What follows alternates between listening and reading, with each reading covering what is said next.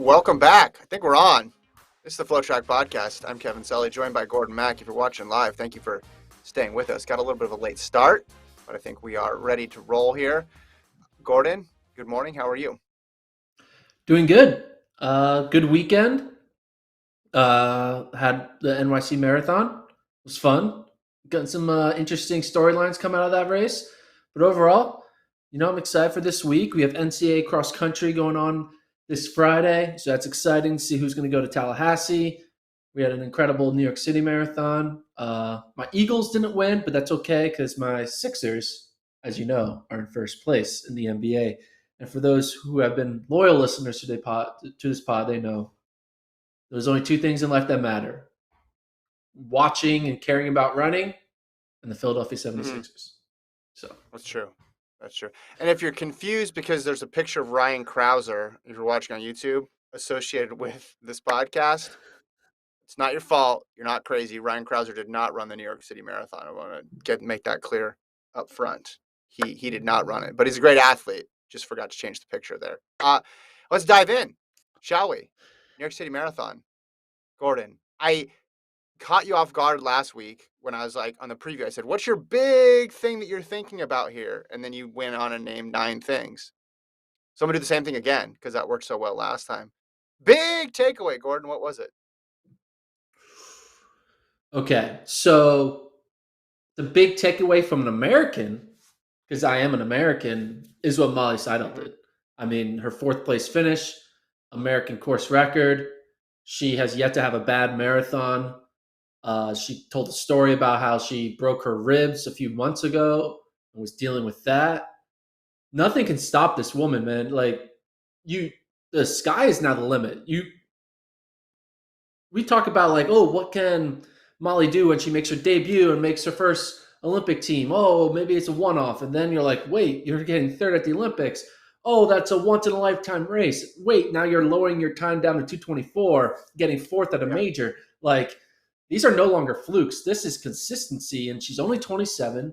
I think she may be 28, but I think she's 27. She's going to be the star for the next. If you stay healthy, because that's the ultimate challenge as an elite marathoner is being healthy, Mm-hmm. being able to get to the start line. But provided she does that, she's gonna win a major in her career. She'll probably win more than one, maybe. She's only 27. She has like 10 years of this. She's gonna win at least more than one major. She's gonna make the Olympics again. Like you can just already start thinking like there's a chance she could become the poster child for women's marathoning 10 years from now. Like, no, she's not there yet. There's still other people like Dina Castor. She's got her record. Shalane Flanagan, Des Linden, a few others have earned their reputation for their long careers. But if Mm-hmm. Molly starts the way she's starting now and continues for the next, 5 to 7 years, she's going to be looked back as maybe the best U.S. marathoner all time. Like, I know it's crazy to put that expectation on someone who's only run 4 times, but Yeah. when you're 4 for 4 and you're 4 for 4 in Olympic trials and Olympic games, a London marathon and a New York City marathon, it's pretty good. She's not doing some rinky dink like local marathon. She's running with the big girls out there, and she's running extremely well. Now, nothing to take away. I mean, she still got fourth. It's not like she was neck and neck with Cheptoo, who went on to win, but her progress is showing consistency of moving up and up and up. And now every time she's on the starting line, you're thinking she's a top 3 contender, which you were not saying in January of 2020. Right. Think about what Molly was in January of 2020, right before the pandemic, and now all of a sudden what she's become. It's just like day and night, and it's incredible. Oh, I 100% agree. She's the best women's marathoner in the country right now. I don't think that's up for much debate. Would you agree? Yeah, 100%.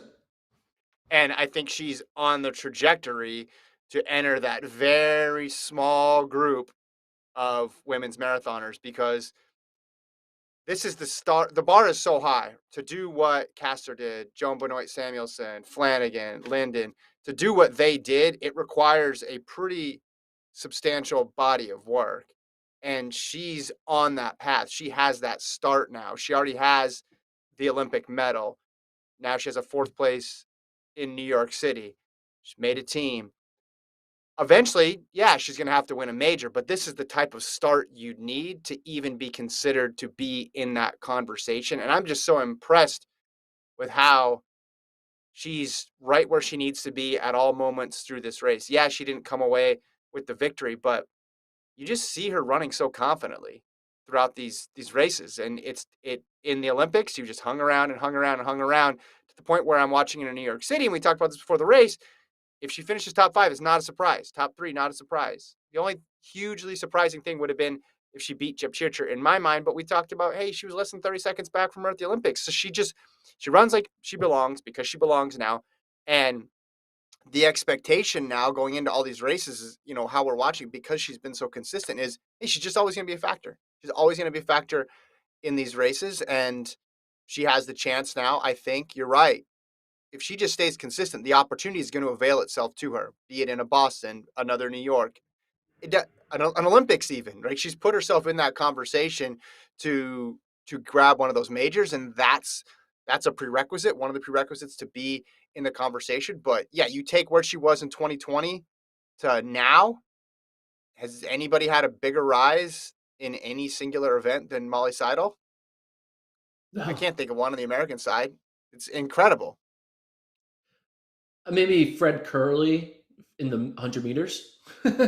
But even Mhm. because he went from like, what's this guy doing to all of a sudden being one of the top 300-meter runners in the world.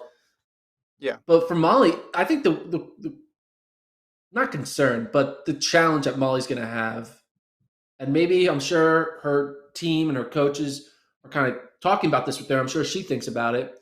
Is she's been able to kind of ride on "I got nothing to lose" mantra, right? Oh, it's my first Olympic Hmm. trials. I got nothing to lose. It's my first Olympics. I got nothing to lose. Hey, I just ran the Olympics, New York City. There's no pressure. I'm not.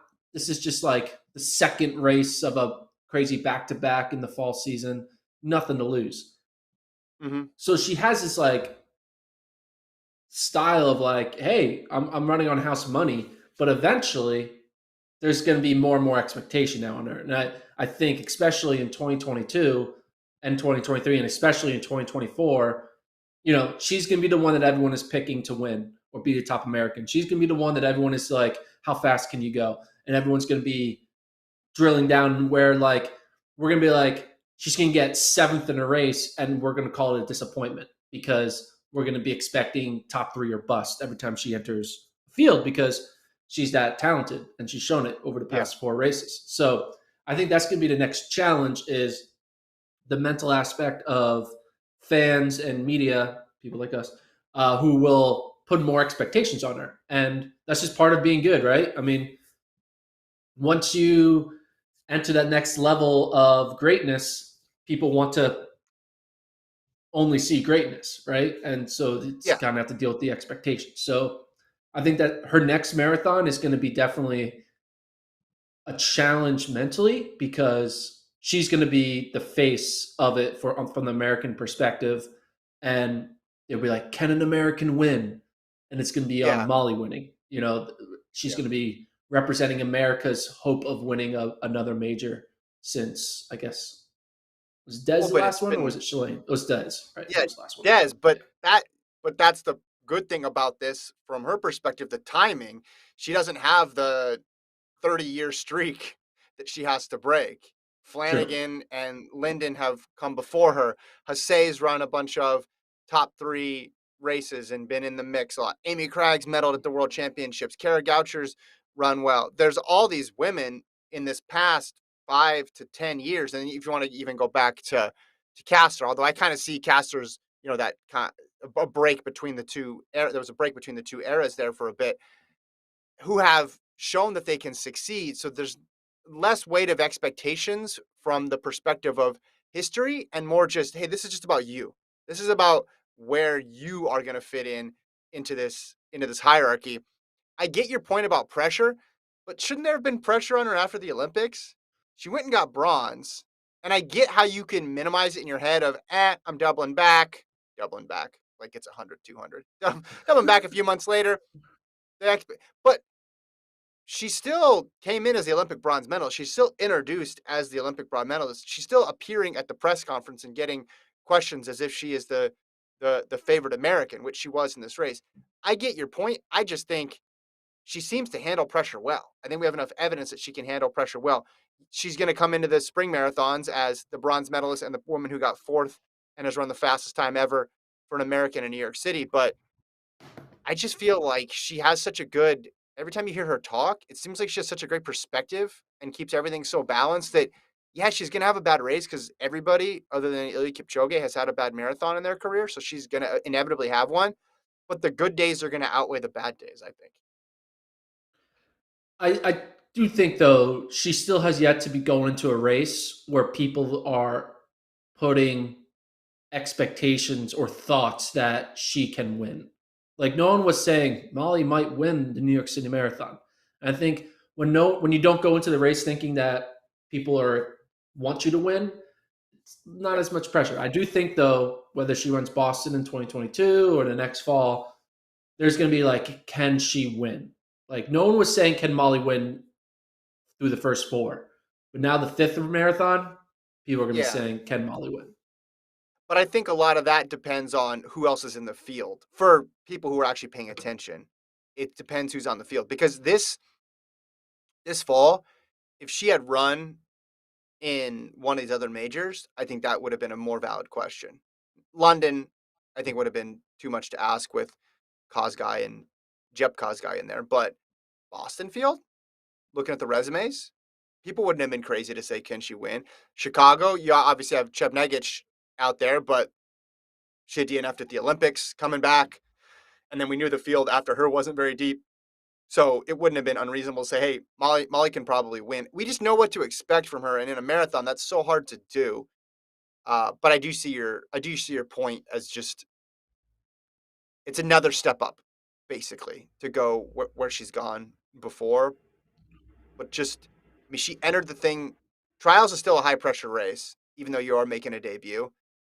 London Marathon, I guess since that was a weird year, a weird course. It was just a bonus race. It was thrown in there like 2 months before they announced that they're having a race in London because everything is canceled. Yeah, you get your expectations low, but then you go into the Olympics. I guess you're just you have a nothing to lose attitude, and then you can say the same thing about New York City because you're just doing them in quicker succession. But yeah, it's incredible. At the front of the pack, Chipchirchir gets the win. Again, I think we're setting up for a fun 2021 between her, Kosgei, and Jep Kosgei. I think those three 2022. are 2022. Excuse me, I'm on the wrong Daylight year. savings time. Daylight savings year. Is Producer, that what you're dealing with? yeah, producer Colt's on the wrong hour. That's why we're late. I'm on the wrong time year. We're all discombobulated. No, uh, hey, I mean Perez Jepchirchir did what she had to do coming in.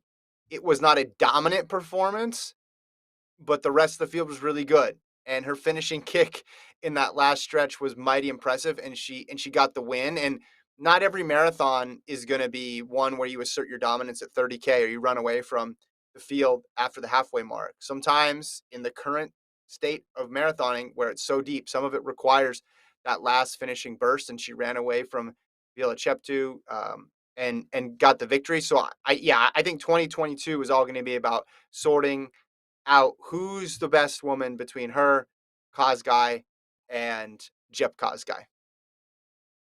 And it's going to be interesting though because 2022 we're not going to have many spring marathons, right? Because London has moved one more year to the fall. It's just Boston that's really going to be Yeah, that marquee spring marathon for people to get at. And yeah, maybe it makes sense because everyone was packed up into this fall season that maybe more people are going to want to take off in the spring and kind of reset their gears for fall and then kind of be really back on their normal schedules. But it's going to be interesting to see how the elite field dynamic breaks down in 2022 with a still unconventional schedule, right? Because we know Tokyo is happening, but that's still on pins and needles, right? Because they Yeah, canceled it. It's on the paper now for March, but I don't, you know, I wouldn't put my money on it with the way things are yeah, always going. We think it's good, and then they're out. So, but yeah, that those three are going to be the three to watch, and hopefully we get to see them race each other, and they don't all win their respective marathons, and we have to think, all right, who was the best in 2022? You kind of want to hopefully see a race where all three are at it at the yeah. same time. Well, and we could have the reverse effect of what we have had this fall. Because if we just have Boston in the spring, maybe everybody goes to Boston. I know there's other options out there. There's Tokyo potentially. There's all these other non-world marathon majors that attract top talent, but maybe we have a reversal. Maybe Boston gets the Amex card out, gets the checkbook out, and just says, "This is it.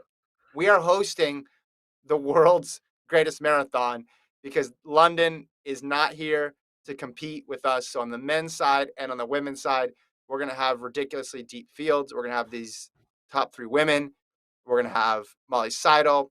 On the men's side, we're going to put together an epic race for the ages because there is no competition and we have the spring all to ourselves.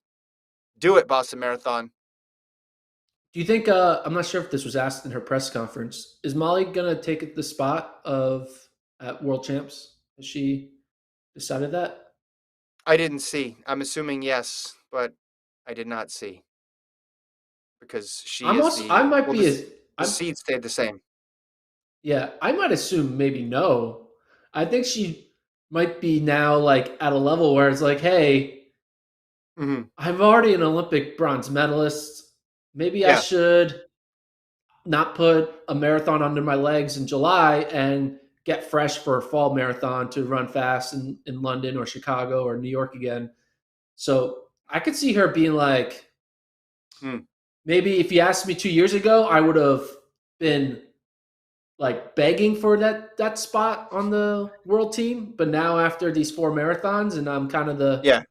the top dog in U.S. women's marathoning, I kind of can maybe say no. I mean, Rupp kind of has a reason because Rupp's career is pretty much near the end of it. And it's kind of he kind of wants to have a maybe a way to kind of button it up at the end and run in home, in Eugene. But for Molly, her career is just getting started. I feel like she's going to think there's a lot more opportunities out there Hmm. in the marathoning than just this one 2022 world champs. So I could see potentially Molly saying no. But again, I'm not. Don't quote me. I'm just that's just my personal thing of Speculating. thinking Well, she might want to just go all in and try to run a fast in London or go to Chicago. And I don't know. So yeah, and if you go April with Boston, and then you go summer, and then you go fall, pretty quick it's a lot. Yeah. succession. I could see Yeah. someone not doing that, but maybe she decides not to do a spring marathon. I hope not. I want to see everybody in spring right now. That's what people need to realize about track and field marathon. Doesn't matter. 100 and marathon. If you have a good matchup, do it now. It's not guaranteed to be there next season or 2 years down the line. Get it now. I want to see it. I was super impressed, obviously by Cheptoo, but Viola Cheptoo, Gordon, 2:22:44 in her debut, only 5 seconds back of Cheptoo. She was running 1500s up until 2019. Because I remember her from Florida State. Do you remember her from Florida State? Yeah. Yeah. Yeah. Yeah. Yeah. And then she went on to make the Kenyan Olympic team in the 1500 as well. Very solid runner, but I never saw her and was like, oh, for sure, roads, for sure, marathon. That's going to be it. And then you go back and you look at her recent history. It's like what jumped out, what jumps off the page here in terms of signs that she would have been this solid at the marathon. And really, there's just one. She ran a good half 2 years ago, 66 high, but that was pretty much it. That was pretty much it. 2020, she runs 66:47 in Napoli. That's it. I mean, going into this year, she ran on the track a couple times, some 5Ks, some 10Ks, and some 10Ks on the road. The half that she did as a tune-up was 69:13. I was just blown away that she was in there. Cool moment because Bernard Lagat, brother, was calling the race, and you could tell he was trying not to freak out. I don't know. I don't know if he anticipated her being that good, but it was. I mean, it was something to behold there, and she's a star. She's already. I mean, first one to go that well for you. It just bodes well for the future for her. Yeah, I mean, it's a hell of a debut. 222.44. It sets you up well for the second half of your career. She's 32 years old, so she probably has a good 5 years left, right? Because Hmm. once you get to the opposites, I feel like 36, 37 is kind of like the end point for most marathoners. Obviously, we Hmm. have the ones who go into their 40s, but they're more the outliers. But yeah, I mean, it's a good starting point for her for going into this next Olympic cycle, and I'm sure she's probably thinking, "Hey, I turned 33 in March. I'll Hmm. be she'll be 35, I guess, in 2024. That could be one last shot to make an Olympic team. Has she ever made the Olympics? Yeah, she did in Yeah, she 2016. yeah 50, in So the 1500. in the 1500. She's So make the 2016 and the 2024 Olympics. It's a in very the 15 in the marathon. 15, yeah, That's 15 to the marathon. yeah. It's Hey, Kipchoge well, like. her brother had crazy longevity and pretty good range himself too.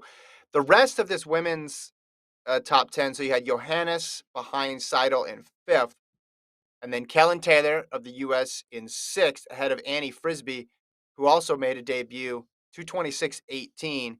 She set her half marathon PB twice in this race, Gordon, because she came in with the 75 and change as a PB, and she ran faster than that on both halves. Then you had Laura Thweet in eighth for the U.S.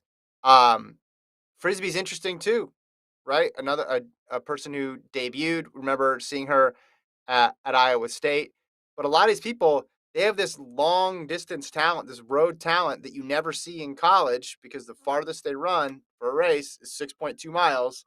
And then they do a little bit of training, run some races, and hey, I'm pretty good at 26.2 as well. Yeah, very impressive for her. It's always good seeing like a newcomer come in and run something fast in their first race because you like get you excited for incoming new depth to the U.S. women's field because U.S. women we would say is very deep, right? You could go like 10 deep of names and you're like, hey, I can see that. But when you look at the 10 Yeah, names, there's a bunch of people who kind of have yet to really fulfill like what we thought they would be at the marathon, like a Molly Huddle. You're like, like you're not seeing the best of Molly Huddle we thought we would get. Obviously, Jordan's kind of fallen off, but you have like these other women who are either dealing with injuries, they're kind of on the end part of their careers. So every time you can find a new name, a new body to put in there, another sub 228 runner, in this case, a yeah, 226 runner in Frisbee, it gets you excited for the next 4 years of U.S. women's battling, And I mean, it only took 2 years, not even like less than 2 years, for Molly Seidel to like emerge as the ultimate top dog. yeah, So what Ann Frisbee does in 2023 could be incredible.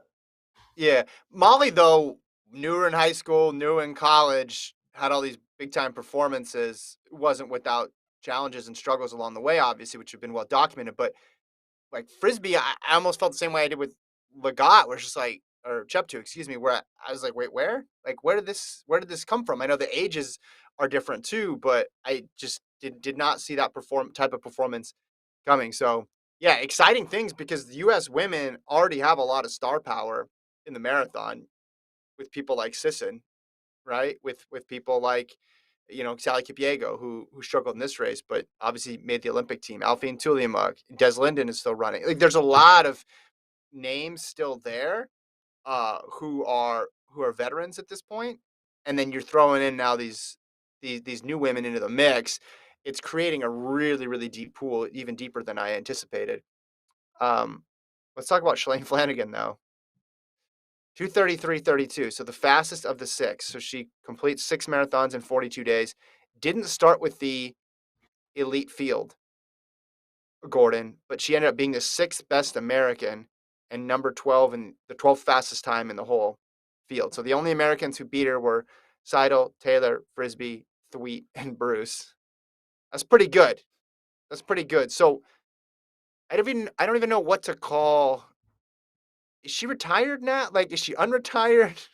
The fact that you can do this in between in this weird sort of state where you're doing this run for fun and conceivably and to challenge yourself. But in the last one, she runs a time and a place that is better than most of the other women in the elite field. It's just incredible. I don't know what to say.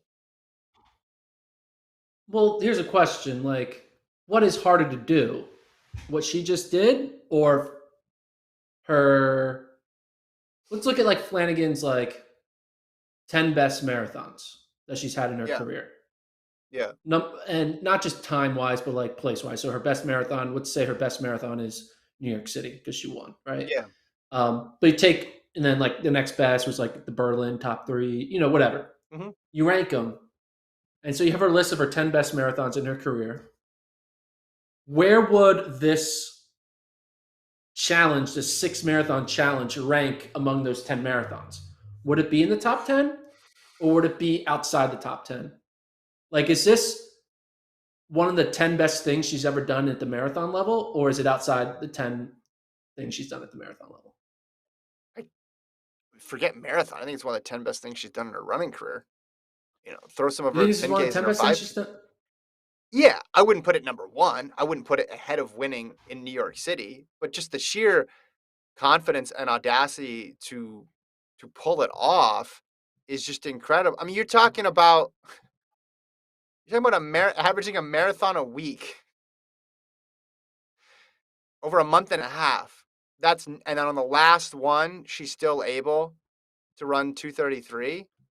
I think it's incredible. The back-to-back stuff is amazing. I know she's got a long list of stuff to choose from, you know, So wait, you're saying this is a medals, top 10 thing. American. You're saying this is a top 10 thing that she's done, right? Oh yeah, yeah, yeah. Because you get Okay, six for the price so of one. Not hold on, not okay, just the one race. The totality of the 6 marathons is a top 10 career performance. I think yes. okay. Let's break this out. Okay, so this is in okay. New York City win is better than this, Yeah, right? of course. Yeah, Berlin top 3, is that better? yeah. Okay. Olympic silver medalist in 2008. Obviously, obviously yes. Okay. 6th at the Olympics in the marathon in 2016. Mm, I would put her some of her other track accomplishments ahead of that. Well, I'm not ranking them. I'm just saying, is this better than is the 6 marathons better than getting 6th at the Olympics in 2016? Okay, Okay, answer me this: did you have to look up that she got sixth, or did you remember that she got sixth? I'm looking it up. I have her Yeah, list of all of my her top 8 point. performances. Yeah, so I'll take this. I'll take this over the sixth best or You sixth take place. this I'll over take getting this. 6th at the Olympics? Yeah, yeah. I don't Well, think you're she gonna remember would. this. You're gonna I don't remember think this she a would. lot longer. You're not. Again, you had to look up that she got sixth. Not as memorable.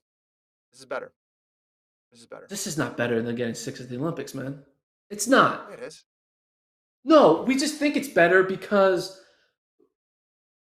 okay, do you think Well, are you how talking about? many Are you talking about I memorable? Or are you talking about like if I put it in a pace calculator and I figured it out? Like I'm talking I'm about talking when you. about impressive. I'm talking about like achievement. What is a bigger achievement? Pulling this off or getting 6th at the Olympic marathon in 2016? Okay. What's Well, a more impressive achievement? The, it's the Olympic probably Games six. 6th place finish. Six. Okay, Six. thank you. Right. Okay, I would But argue getting my top 8 in any world, getting top 8 in any. I think 2015, 2000. I'm looking at a list. I don't have this off the top of my memory. 2015, she was 6th in the 10K. 2007, 7th in the 5. 11, 7th in the 10. 13, 8th in the 10. I think finishing top 8 at a world championship or Olympic Games is more impressive But here's my okay. than Here's my these here's my six counter marathons. argument to it. Okay. Here's my counter argument to it. One, no one's really done it at this level for the women. So she owns this department in a way she doesn't in those other categories. Two, at a certain point when you've reached the heights that she has, it's just another area to show how good of a runner she is, right? Because this isn't like eventually you get fifth and sixth in Boston enough times. It's like, all right, that's understood. You're good in that setting. This is just exploring completely unexplored territory. That's why I would weight it higher than other things because eventually you're not adding anything to your resume, right? It's like you doing episodes of Run Junkie. Eventually, we've seen you do Run Junkie enough times. We want to see you host a podcast. We want to see you produce a documentary film. Now, your episodes of Run Junkie are still great, and maybe more people even watch those episodes of Run Junkie. But we want to see you do something different. And if you're able to do that other thing at a crazy high level and do it in a way that no one's ever done before, people are going to take note. I think you're living What? too much in the moment. Here's a better question. Here's a better question than your question. What do you think she could have run if she was fresh? In this marathon? How about in this marathon? What Yeah, place do I think she would have got in this marathon? yeah, If she was fresh, I think she would have gotten.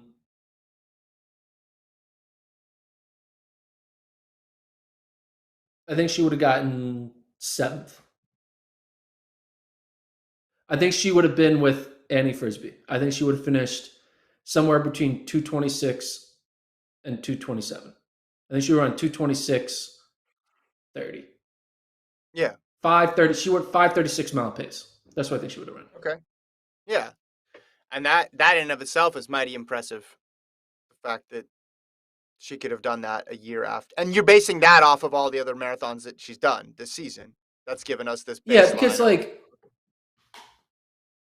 again, what she's doing is impressive.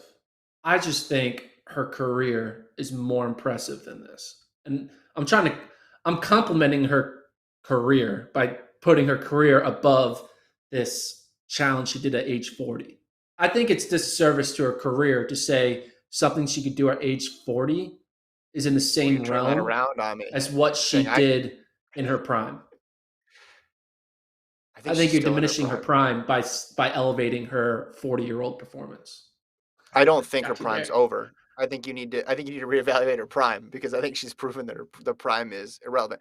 I I'm think looking her at it winning more. an NCAA championship, like a 3K championship, is more impressive than this. Well, you can think that. That's good. I'm looking at it from the perspective of having seen the whole career and knowing again, like you could just go list her Boston Marathon. It's like with Kipchoge, right? Let's just do this thing with Kipchoge. Eventually, you're going to put in a couple of his. If you talk about his top 10, you could just do all the marathons and then his gold medal, right, from the track. Yeah.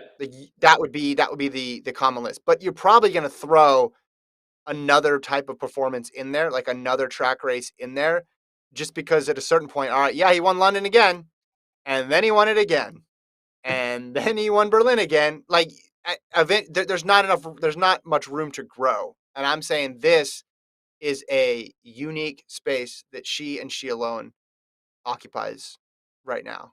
It's like moving up in distance, the ultimate move up in distance. Yeah, but I just think that we are looking at this performance in rose-colored glasses because no one's ever done it before. And I Yeah, think, but like no one has ever tried to break the 1,284-meter world record. Just because you have the yeah.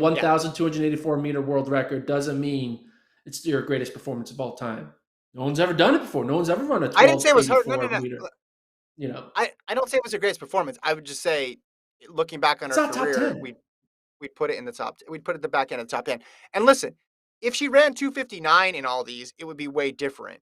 I think the fact that she's competitive and running low 230s and finishing high up in these fields, especially in this one, is what separates it. But Yeah. Again, what she's doing is okay, impressive.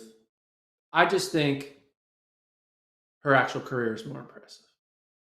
this is her actual career. You yeah. See, you're No, confusing she's this. This is the retired. start. She's retired. This is the start She's of retired. I don't know. She's the sixth American woman in this race. It was a pretty good field Yeah, but too. You know, no, you're and look, listen, I'm not saying that her career wasn't impressive. I like how you did try to turn that around on me though. Obviously, the New York City Marathon win, the silver in the Olympics, all the records. Um, but like I'm skewing, you're right. I'm skewing more towards memorable is what I'm doing. yeah, this is Memorable definitely performances. memorable. This is a top 10 memorable performance for sure. Yeah. I'll remember And this it's as like a thing that she did more than I'll remember a random seventh place at Worlds. yes, But I exactly. just think the talent it takes to get seventh in the 10K at World Championships requires more talent than it does to do this. I know. But I'm just saying there's been a ton of American women who have done that, who have finished seventh, Well, it's eighth because our in system the 10,000. encourages people to do that, and we designed a season that produces that. No one has. There's no incentive to do what Shalane did. If I know. It's if just we set up a she was a world where this was trailblazer. what everyone does, everyone would do it. Everyone, I'm sure Kipchoge would go out there and run a 2:10 marathon, I know, but 6 times in a row. just the whole idea of coming, being retired, coming back and doing this, and again being legit competitive in a lot of these races is what's made it stand out to me. And it would be different if she was just barely scraping under 3 hours. Sure. But if you said, hey, Shalane Flanagan, if I told you before this whole thing started, Shalane Flanagan's going to run 6 marathons in 6 weeks, coming out of retirement, and in the last one she's going to be she's going to finish 12th overall and be the sixth American. That's again, there's a lot of ways. That's like really hard to compute in your head because you're like, wait a minute, wait, what? She's gonna do this, she's gonna do that. Yeah. And he's like, oh, so that means if she was fresh, she would have been eighth or sixth or fifth, whatever.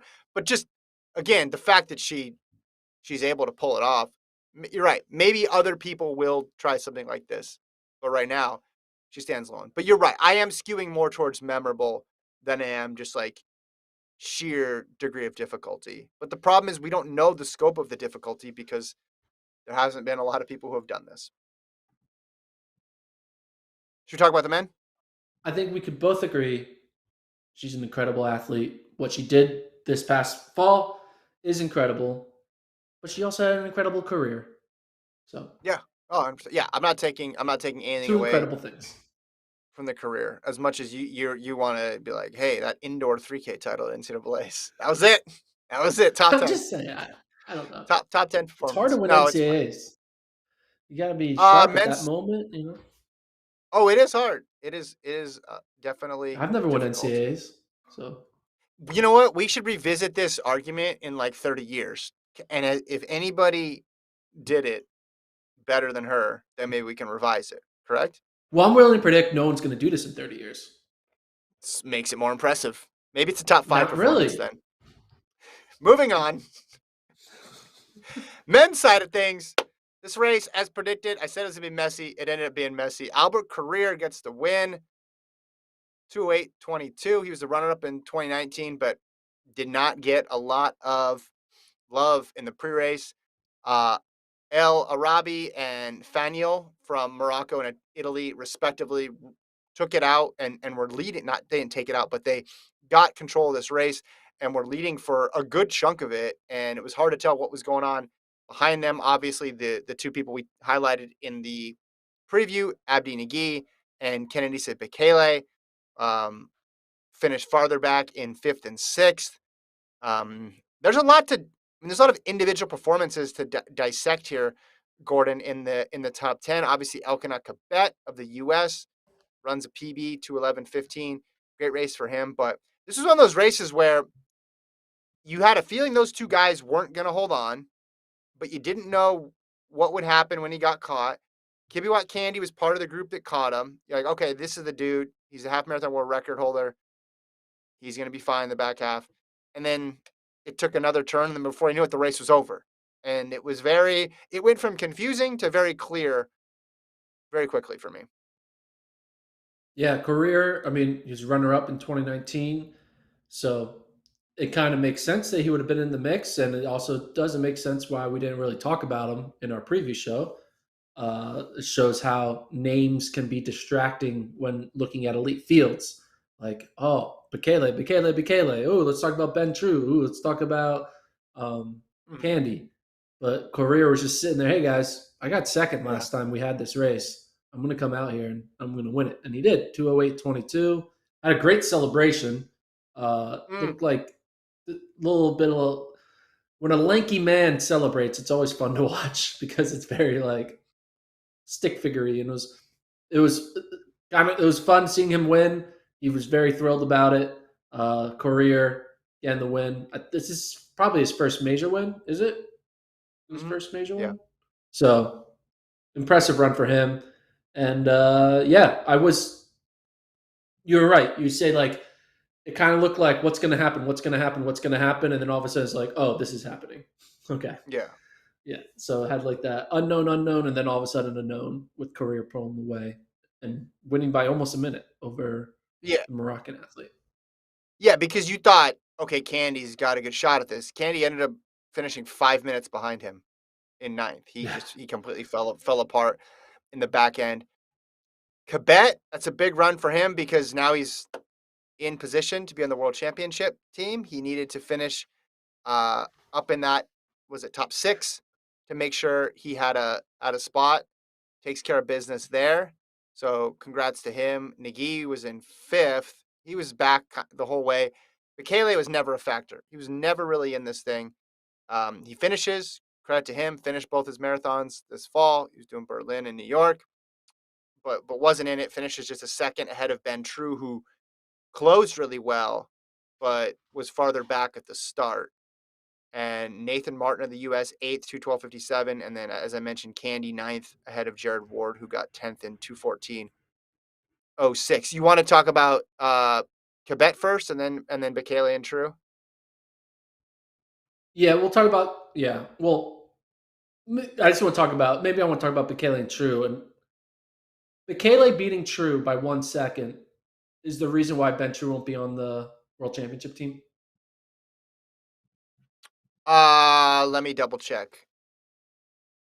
I don't think so. I think he would have been out anyway, but let me check because he was Because seventh, if he right? would have got if he would have beaten Bekele, he would have got sixth. True would have been sixth. So okay, that would have tied him with Colin Mickow and oh, I think you What might did be right McCall actually. What did McCall run in Chicago? Let me check this out. One He second. ran like I know we did this. he ran like 2:13, I thought right? I thought it was two. It was 2:13:31. Yeah. So Ben True losing by one This is second to Kenese Bekele is why he is not on the World Championship team. gotta That lean. sucks. Gotta That lean. sucks, man. That is. Yeah. Do you think Oh he would have done man. it though? Yeah. Just got You sponsored. think so? Yeah. Why not? All right. Well, if you're not running in your sponsor's gear, if you're running for Team USA, the same reason you talked about with Seidel, try to get two Yeah, but marathons True's in different next from year. True's Well, different I from know Seidel. he's Seidel, yeah. yes, he's old. He's older, but also he's new to the marathon. I don't know if he'd want to go and run it in a championship setting. I'm not sure. I'm not sure. But yeah, you're right. I guess I didn't catch that at the moment. I thought he was still one spot too far back, but and then I thought with Quebec being in front of him that would be enough. But yeah, you're right. So Benny gets bounced. So it's Rupp, Quebec, and Mikow there. I mean, True's in position if one of those guys decides to scratch, What's which more would not be. impressive? McCall running 2:13 in Chicago to get sixth, or Ben True running 2:12 in New York to get seventh? True. Okay. True. More So impressive. Yeah. it's so we can now just officially This say is that the exactly what I selection process said. is flawed. Yeah. Yeah, I mean, this is obvious because it depends on things such as Kennedy Sibikele. I mean, if he had DNF'd or had just completely started walking, which totally was possible, that's impacting the U.S. selection, and that has nothing to do with the U.S. selection. But I still think True ran pretty well for a debut, despite that. I don't think he was prioritizing the World Championship team because he did stay so far back. I'm just saying. ear- Doesn't matter. early in the race. That one Just saying. second by No, you're right. Michele should not be deciding our team. Anyway, I think it should have been like your finish, provided you have to finish in the top 10, but it's based off the order behind Americans. So it should have been like Mm, so like it's Quebec was a 1, True was a 2, Nathan Martin was a 3, and you compare, and so Colin Benny is a 1 because he was a top American. Rupp is a 1. Whoever was the top second American, I guess, was Macau, is a 2. So therefore, it would be actually in this situation, it would go Rupp, Quebec, and Benny, which I think I would be more okay with. Take the top American in each. I think that would have been fair, in my opinion. So yeah, Colin Benny should be in over Macau. That's listen. long story short. The original flaw here is they announced the selection procedure during qualification. Yeah, yeah, That's the problem with it. I mean, True was. I'm trying to just find other comparisons here. True was 4.5 minutes back of the winner. Mikau was like 7 minutes and 20 seconds back of the winner. I don't know. I don't know. The whole thing is flawed unless you decide to let him line up and run. I think people would really want to see True run in that race because yeah, he's a guy moving up in distance and he had success on the track, and people want to see the the track guy how well they can do in the marathon. And since he is later on in his career, you want to see more opportunities. But this could mean that he runs Boston in the spring, and then in the fall he runs a fast one. Maybe he runs Berlin this time, or maybe he runs Chicago, and then we can see what he has in him. I just want to see, and you should never do it after one marathon because people can have big jumps up in performance. But I think about after three, you can predict pretty well what someone's future is, or at least their ceiling is going to be in the marathon. So I want to see him get two more in because we've seen Americans run 2:12 before. That's not common, but yeah. can he be a guy on a flat course who goes under 2:10, under 2:09? Well, that's a much smaller group. Okay. On Quebec, he's 38 years old, qualifies for the Yeah. World Championships. He was a guy who none of us were talking about. We were all talking about True, Drawdy, Ward. Quebec kind of just in a similar way that we kind of no one was talking about Abdi Hamid, Abdi Abdirahman Yeah. for the Olympic trials. He just, oh yeah, forgot about that guy. Once Hmm. again, Quebec is that like under the radar man who comes in and finishes top 5. He wasn't even like finishing sixth here. He finished top 5, finished fourth. Basically won that second group, right? Because the top 3 were all 209 or faster. He was the top guy in the Hmm. 211 world. So it was a big difference between third and fourth, but fourth place is fourth place. Same position that Molly Seidel finished in on the women's side. And Yep. PB qualifies for the world champs, extending his career yet again Yeah. into 2022 at age 38. Yeah. Good run. Good run for him, and beat Olympic medalist and Kenny Spicale right behind him. So got some victories over some big time runners. Nagy, I thought would be more of a factor, but maybe the combo of the Olympics was a little bit too much for him. Bekele, it didn't surprise me. We talked going in about why he should not be considered the favorite, and that makes a bunch of sense. I think this is kind of who he is now, third in Berlin and then sixth here against a tougher field. I think aside from that 201 in Berlin in 2019, his marathon career has been really up and down, to say the least. A lot of DNFs, a lot of DNSs, a lot of underperformances. People were putting crazy amounts of weight into how well he did in cross country to explain why he would do good in New York, which even if you've run those cross country races recently, doesn't make a ton of sense because hills on pavement are different over 26.2 miles than they are over a 10K cross country race. And then you factor in that we're talking about Bekele running cross country 20 years ago, 15 years ago, as if that's going to matter. I mean, I think that's kind of ridiculous at this point to say that that matters. So he is who he is. I don't know what the plan will be for him in 2022. He's 40 years old. He'll be turning 40 that year. I don't know if there's going to be a clear endpoint of this is it, but it just it's hard to see him winning another major.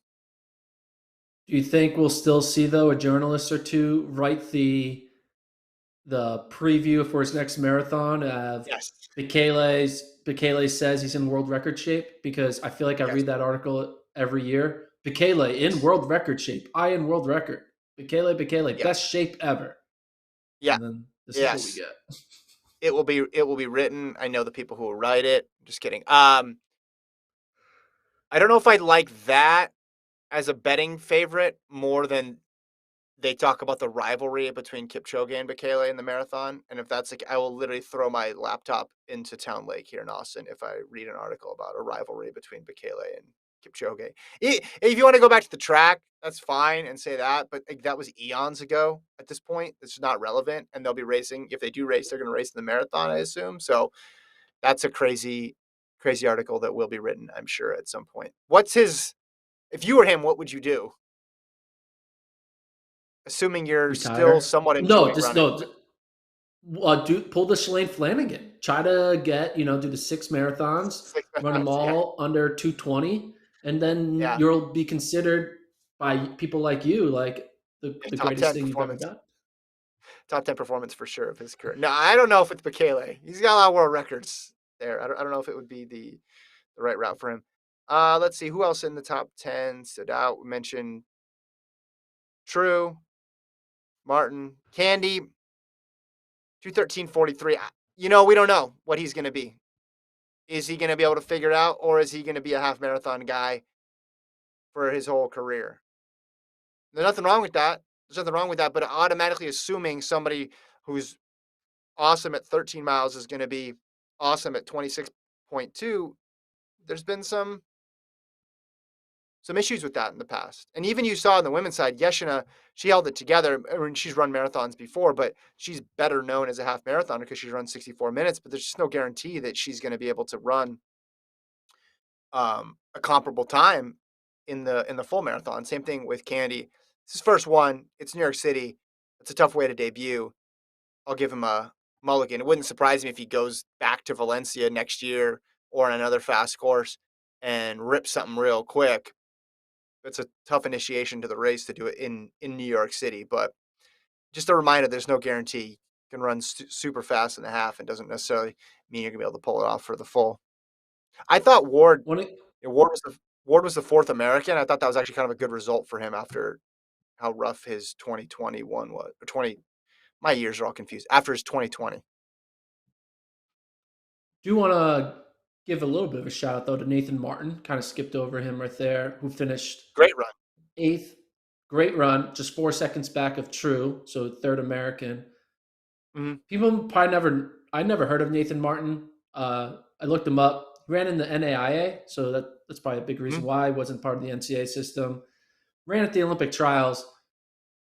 He won a bunch of NAIA titles, but one title he won at the NAIA was the marathon title.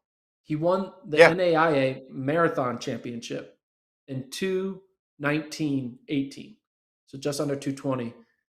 And it got me thinking, like, hey, that's the was the idea. fact that he was running a marathon in the back half of his college career help him set him up to be like a good marathoner to be able to extend his career? I mean, he was in college in 2013, so Mhm, it's 8 years later.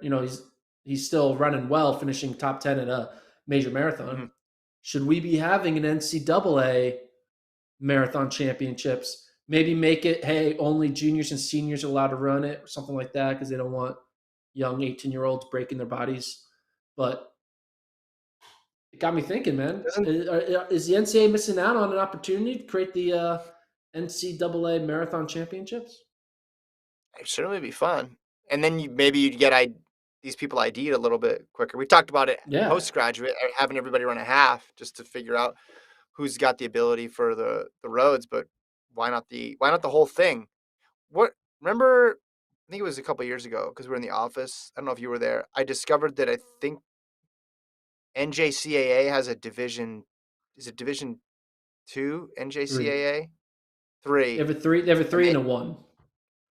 okay, Division Three NJCAA has a half marathon. if I'm Yeah. remembering this correctly, because I found the video and was watching it. I want to say Zuhar Talbi was in that race, and that's the reason why it came to my attention.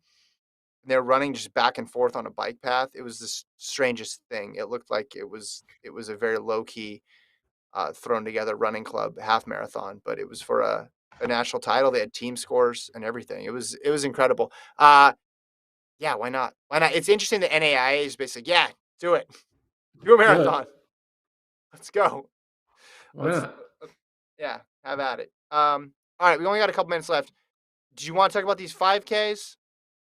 They had the USA 5K championships in New York City.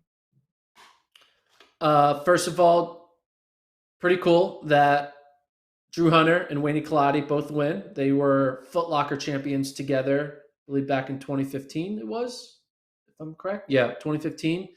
And now they're road 5K champions together in the year of 2021. So it's a little cool little tidbit between the connection between the two winners. Mm-hmm. Um, I think the biggest story out of this, obviously, Kaladi winning. She dominated. Kaladi is in great shape. We're just waiting anxiously for Kaladi to be like, I'm ready to tackle the roads more. But she still has a Yeah, young career. She just turned pro. But she kind of swept the floor with the rest of the women on that in that 5K. I think the men on the men's side, seeing Drew Hunter at the top of a results list. We haven't seen that in a very long time. He's been injured. He's been dealing with a lot of shit. Some people say, the whole changing of coaches, the Tin Men elite situation with like, and people kind of criticizing the changing of the name, the not changing the name, the coach getting mm, fired, switching over to Drew Hunter's mom as the head coach, this, that, and the other thing. And just a lot of chaos kind of happening. And for him to kind of deal with that over the past few months to now come out of it with a win. And, you're beating Central. Again, it's an off-season run, so it's not like this doesn't mean Drew Hunter is poised to yeah, be the next great 5K runner. But a win's a win. And, having someone like Central in that race shows that it was, quality field. Some other guys who can make U.S. finals in the respective track events. So for him to get yeah, the win shows that he's healthy, and maybe we're back on seeing some more Drew Hunter in the track season, kind of as another factor. I'm not yeah, sold yet, but we know his history shows. I mean, 2019 he made the team, got hurt, and then we haven't really seen him since. I mean, he ran like an indoor race here or there, but maybe this will be the year, 2022 will be the year where Hunter kind of reestablishes himself as one of the top guys and be in contention to be on the team, and whether it's the 5K, 15, or 10K. I would assume 5K is his best shot. It's 15, there are a lot of young guns there who I don't think are going to lose a spot. 5K, I feel like it's the most open, but mainly because, you look at someone like Fisher and Woody Kincaid, they have like the 10K as well. So like mm-hmm. there might be a situation where one of them has a bad race in the 5, gets it back in the 10. So two more spots, one or two of them can open up. Paul's going to be there. Cooper Tier is still coming up, but if one of the Bowerman boys kind of has a bad day, Drew can kind of find a way to slide into a top 3 spot. Races like this, you don't want to put a bunch of weight on because you know that everybody is approaching it differently. But with Hunter, just getting a victory has to feel so good. His last win, 2019, when they had that USA indoor race where he was in the Oh yeah, slower heat. Do you remember that? And then yeah, he slow got heat. he got so he got the win overall out of the slow heat. Other than that, his last win, you have to go back to May 19th, 2018. And for someone like Hunter, you win everything in high school, right? And then you go pro, and then it gets real tough real quick. Because it's not like you're jumping in against easy fields. It's not like you're going into Europe and dominating.